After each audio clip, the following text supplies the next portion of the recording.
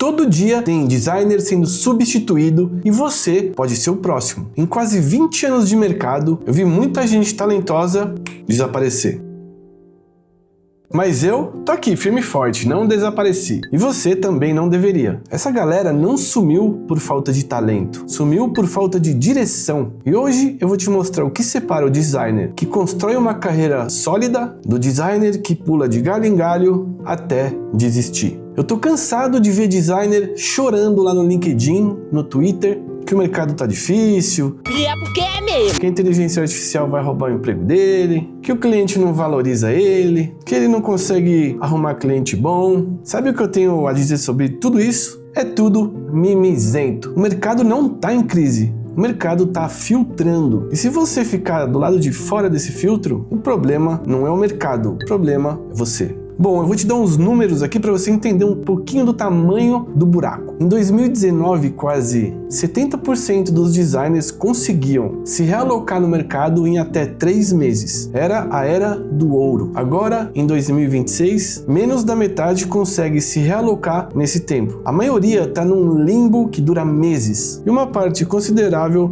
talvez, nunca mais volte para o mercado. Só em 2025, a automação eliminou quase 80 mil vagas que antes eram de designers, ilustradores, editores e toda essa parte criativa. Faz as contas aí, mano. São mais de 400 criativos perdendo o sustento do arroz com feijão todo dia. Mas respira que esse vídeo não é pra te assustar, é pra te acordar. Porque a real é que nem todo designer vai sumir. Alguns, inclusive, vão prosperar. Alguns vão ganhar mais dinheiro do que nunca. E a diferença entre quem desaparece e quem cresce não é talento, também não é sorte e nem indicação. É estratégia, é direção, é entender o jogo que está sendo jogado. Então, fica comigo até o final desse vídeo, que eu vou te mostrar exatamente o que você precisa fazer, começando pelos 3 erros que estão destruindo várias e várias carreiras. E ó, eu preciso que você preste atenção de verdade, porque se você não mudar depois desse vídeo, a culpa não é minha, é sua.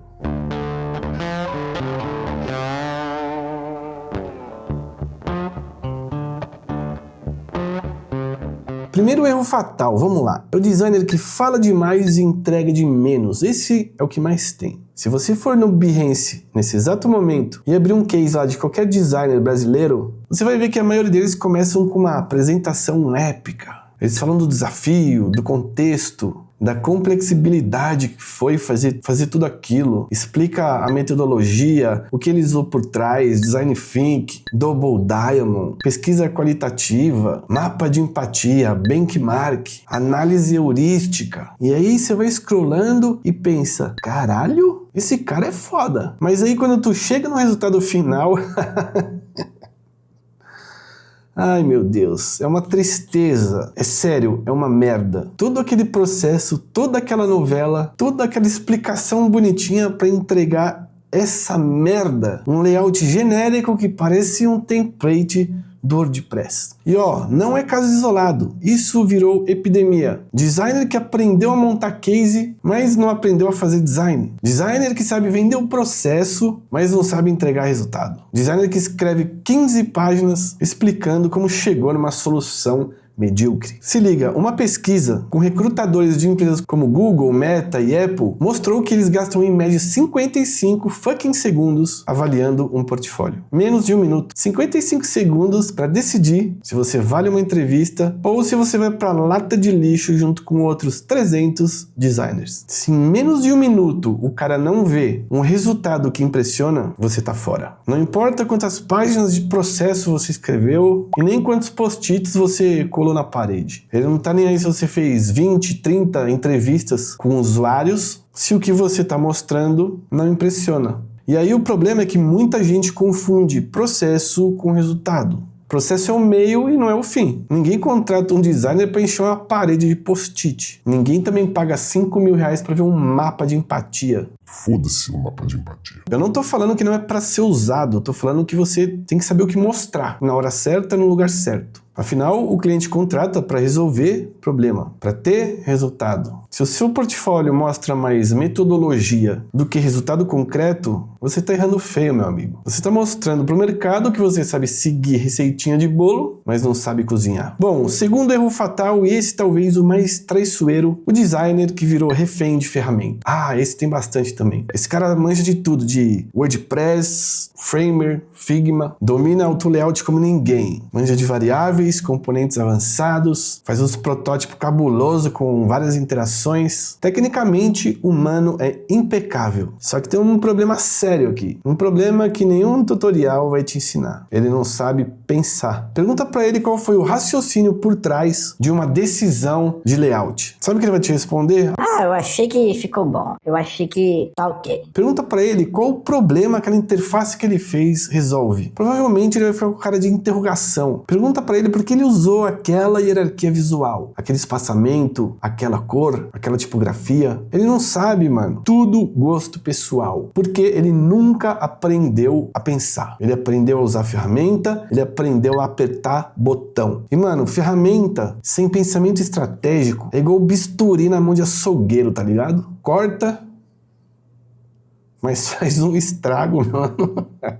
Bom, deixa eu te falar uma analogia para que isso grude como um chiclete na sua cabeça. Pensa num médico. Quando você vai no médico, ele não olha para você e fala: toma esse remédio aqui, ou faz essa cirurgia. Não, porra. Primeiro ele pergunta o que você tá sentindo, desde quando, com que frequência, se piora ou melhora em algum momento específico. Ele investiga, ele entende o contexto e ele descarta possibilidades. E só depois de ter um diagnóstico claro, aí sim ele te recomenda um tratamento. E anota aí essa frase: amadores dão conselhos, experts fazem diagnóstico. O designer que pensa, mano, funciona igualzinho ao médico. Ele não recebe um briefing e já sai desenhando na tela. Não. Ele pergunta: por que vocês querem isso? Qual é o problema que vocês estão tentando resolver? O que vocês já tentaram antes, que deu certo e o que deu errado? Qual é o perfil de quem vai usar? Quais são as restrições técnicas? Qual é o principal objetivo desse redesign? Ele entende as variáveis, mapeia as restrições e sim identifica o problema real, que quase nunca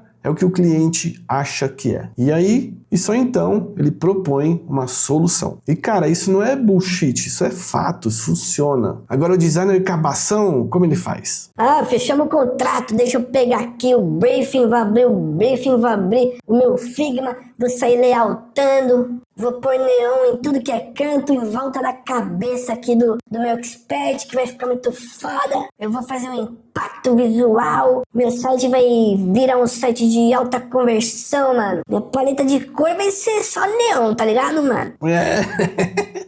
É engraçado, velho, porque não pode ser assim, sem perguntar nada, sem entender nada, sair fazendo, isso é loucura. Depois o cara ainda sai reclamando que o cliente pediu 500 alterações. Mano, o cliente pediu alteração porque você tratou a porra do sintoma errado, mano. Você deu dipirona pro cara que tava com o braço quebrado, porra. E aí quer reclamar ainda que o paciente não melhora, aí não dá, né, querido? E uma coisa é fato, as empresas pararam de contratar designers júnior. Então, se você tá começando, meu amigo, você tá fudido. Essas vagas que a gente pode chamar de entrada caíram mais de 15% no último ano. E não é que estão demitindo, é que não estão nem abrindo vaga. E por quê? Porque os gestores olham e pensam: pra que eu vou contratar um designer que só sabe executar e muitas das vezes mal, se eu tenho uma inteligência artificial que faz bem e mais rápido? Mas a questão é que não é porque a inteligência artificial é muito boa. O problema é ter designer demais que não sabe mais nada além de executar. Bom, vamos pro terceiro erro fatal. O designer perdido, o designer lost, o designer que tá mais perdido que azeitona em boca de banguela. Esse aqui é diferente dos outros dois. Não é sobre o que você faz de errado, é sobre o que você não faz de jeito nenhum. Escolher uma direção. Esse designer, ele olha pro mercado e vê uma possibilidade infinita, que realmente tem. Mas ele fica totalmente perdido e ele acha que ele precisa cada vez aprender mais e mais ferramentas. Na cabeça dele, ele pensa, será que eu preciso aprender a programar? Será que front-end vai me ajudar? E se eu souber back-end? E um motion design? Um 3Dzinho? Um spline? Inteligência artificial? Eu não posso deixar de aprender. Ferramentas no-code? O cara fica simplesmente paralisado. O pior, tenta aprender tudo ao mesmo tempo e não aprende nada direito. Faz cursinho de guruzinho do Instagram, cursinho de tudo, mas não aprende nada. Tem noção de várias áreas, de várias ferramentas, mas profundidade zero. E na hora de entregar, entrega mediocridade em todas. Porque, cara, excelência exige foco, exige profundidade, exige escolher uma direção e ir até o fim, enquanto todo mundo tá lá pulando de galho em galho. E agora eu vou falar de um conceito que mudou um pouco a minha forma de pensar sobre carreira de designer. Se você nunca ouviu falar nisso, presta muita atenção, porque isso pode mudar a forma como você constrói a sua trajetória nos próximos anos. Eu tô falando do designer em formato T. Imagina então a letra T. A barra horizontal representa o conhecimento amplo em várias áreas. Você entende de tipografia, sabe o básico de UX, consegue trocar uma boa ideia sobre motion, entende um pouquinho lá de código e sabe até como funciona um funil de venda. Você não é especialista em nenhuma dessas coisas, mas consegue conversar, colaborar, entender o contexto e contribuir na discussão. Isso é a barra horizontal, é a amplitude. Agora, a barra vertical, essa é a sua especialidade, a área onde você vai fundo de verdade, onde você não é só bom, você tem que ser foda, você tem que ser referência. Pode ser no design system, pode ser na interface web, pode ser em identidade visual, pode ser criando interfaces para aplicativo. Foda-se, não importa o que seja. O importante é que você escolha uma coisa e vá até o fim. Que você tenha certeza que você sabe mais sobre essa ferramenta, essa área, do que 95% do mercado. O designer em T não é o generalista que sabe um pouco de tudo, mas não domina nada. Esse aí é o cara que sempre fica no meio do caminho, que nunca se destaca, que nunca é lembrado, mas ele também não é o especialista isolado, que só sabe fazer uma coisa e não sabe dialogar com mais ninguém, com mais nenhuma área. Esse é o cara que trava todo o projeto porque não consegue entender um contexto geral, contexto maior. E aí o designer T, ele é o equilíbrio, profundidade em uma área, amplitude nas outras. Ele resolve problema complexo na área dele, mas também colabora com qualidade em todo o resto. E por que isso importa na prática? Pensa num time de uma empresa grande como a Apple, como a Microsoft, por exemplo. Imagina que todo mundo lá é generalista. E aí aparece um problema sério sobre design system. Ninguém vai conseguir resolver direito. Todo mundo sabe, mais ou menos.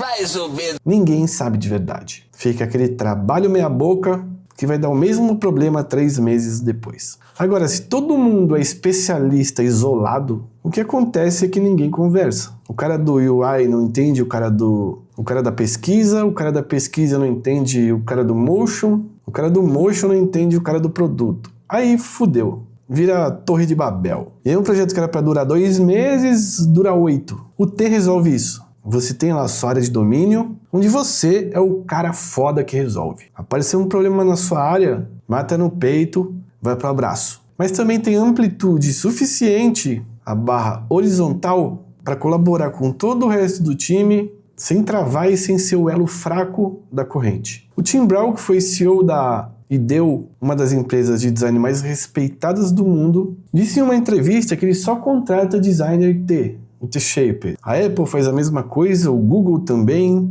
o Spotify, e faz sentido. Quando você monta um time em T, cada um traz uma profundidade em uma área diferente, mas todo mundo consegue dialogar. Bom, e se você tá perdido sem saber o que aprender, escolha a barra vertical primeiro. Escolha uma área para ir, cara, e vai fundo. Não fica aí pulando de galho em galho, cara, perdendo foco, querendo aprender ferramenta nova, não. Escolhe. Quer ser o cara do Design System? Vai fundo até ser o cara mais foda do Design System, que todo mundo vai procurar quando o assunto for esse. Quer ser o cara que faz interfaces para startups, para SaaS? Vai fundo, mano, até conhecer cada padrão, cada componente, cada decisão de layout para fazer esse produto funcionar. E a barra horizontal, aí você constrói aos poucos, naturalmente conforme você vai colaborando com outras áreas, com outros setores. Mas a vertical vem sempre primeiro, fechou? E por falar em ter uma base sólida, esse canal só existe por patrocinadores que eu escolho a dedo. E um deles é a HostGator. Se você é designer e ainda não tem seu próprio site com seu domínio, seu e-mail profissional, você está deixando dinheiro na mesa.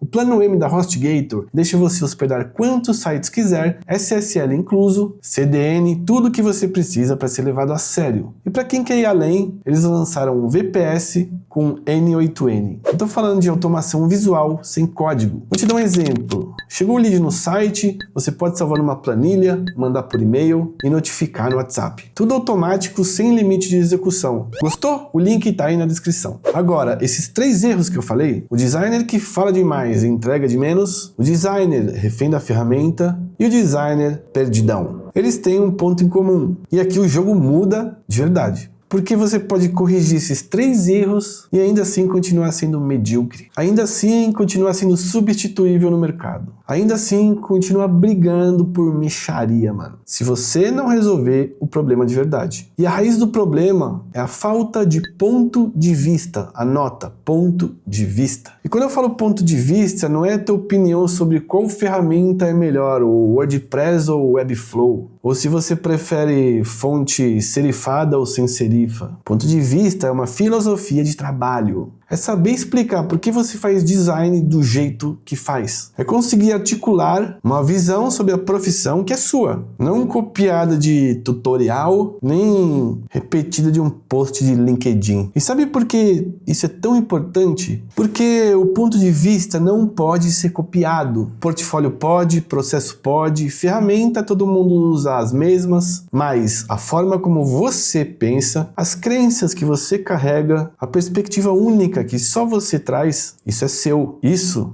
ninguém tira. E é isso que te diferencia no mercado onde todo mundo parece igual. Faz trabalho igual, cobra igual e reclama das mesmas coisas. E sabe o que acontece com um designer que não tem ponto de vista? Ele entra na guerra por preço, que inclusive é onde estão 99% dos designers. Porque se você não tem nada de único para oferecer, cara, a única variável que sobra é quanto você cobra. E aí você vai competir com um cara que cobra 500 conto, 1000 conto, vai competir com o sobrinho do cara que faz de graça. É uma verdadeira corrida pro fundo do poço. E essa é a receita para você se fuder e ser exterminado pelo mercado. Quando você tem um ponto de vista claro, você para de competir com todo mundo. Você cria uma categoria própria. As empresas e clientes que pensam como você vão te procurar. E as que não pensam vão te ignorar. O que é ótimo, porque você não vai querer mais trabalhar com elas. Você atrai o que você é. E se você não é nada específico, você atrai qualquer coisa. Mas eu sempre recebo essa pergunta: como eu consigo desenvolver esse ponto de vista na prática? E a resposta talvez possa te frustrar um pouco, porque não existe um framework. Não é um método que eu vou te passar de 5 passos. A resposta é você, cara. É a sua bagagem, a sua vivência, as coisas que você viveu fora do design. Bom, eu vou te dar o meu exemplo, que é o que eu melhor conheço. Eu sou apaixonado por moto, por Harley Davidson. That's all any man gets. No more, no less. Eu gosto do peso, do barulho, da imponência da moto, do lifestyle que a moto traz. Eu também passei a vida inteira andando de skate, ralando o joelho, quebrando o braço, tornozelo. Inclusive agora eu tô com meu tornozelo quebrado por conta do skate. Mas isso é outra história. O ponto é, você vai errar, cara, 500 vezes antes de acertar a manobra. E isso te ensina alguma coisa com certeza. Eu também tive uma banda punk quando eu era moleque. Eu me lembro que eu toquei num porão para 20 pessoas, um porão que fedia mijo, mano. E se você olhar meu trabalho com atenção, você vai ver que tá tudo lá. Não é de forma óbvia, não é que eu enfio uma moto, um skate no meio do meu layout. Mas tá lá na atitude, tá na forma como eu encaro o problema, tá na estética que eu gravito, tá no tipo de cliente que eu atraio e que eu rejeito. Isso não é pose e também não é personal branding, é essência. É a soma de tudo que eu vivi com o que eu gosto. Uma perspectiva que ninguém mais tem, porque ninguém viveu exatamente o que eu vivi. Ninguém consegue combinar as mesmas referências do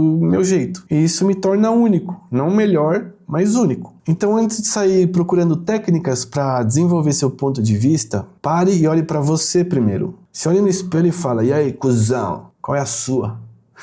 Que referências que você tem que não são do design? Que experiências que você tem, que você carrega? Tu cresceu em cidade pequena, em cidade grande? Isso tudo molda uma visão de mundo. Você veio de família pobre, de família rica, isso também muda. Você passou por alguma dificuldade específica? Isso deixa marca. Você tem alguma paixão que parece não ter nada a ver com design? Provavelmente tem tudo a ver. Bom, e por último, essa parte mais difícil, você precisa aprender a traduzir isso em trampo, em decisão de layout, em escolha de tipografia, em tom de comunicação, de narrativa. Não é fácil, não é rápido, leva tempo, leva erro, leva olhar para trás pro seu trampo antigo e sentir vergonha. Mas eu te garanto, esse é o único caminho para você deixar de ser commodity daqui para frente. O mercado vai continuar mudando, as ferramentas vão continuar evoluindo e a inteligência artificial vem cada vez mais forte. E quem só sabe apertar botão vai sim ser substituído. Isso não é previsão apocalíptica, isso já está acontecendo. Aqueles 80 mil que eu falei que perderam o emprego foram eliminados e provavelmente a grande maioria nem vai voltar. Mas quem pensa, quem tem perspectiva, quem resolve um problema de verdade, esse vai continuar relevante. Esse vai ganhar mais e esse vai escolher onde quer trabalhar. Para finalizar esse vídeo, eu só quero contar uma historinha. Você sabe quem é, o que é um diretor de criação? Sabe qual a importância desse cara dentro de uma agência de publicidade?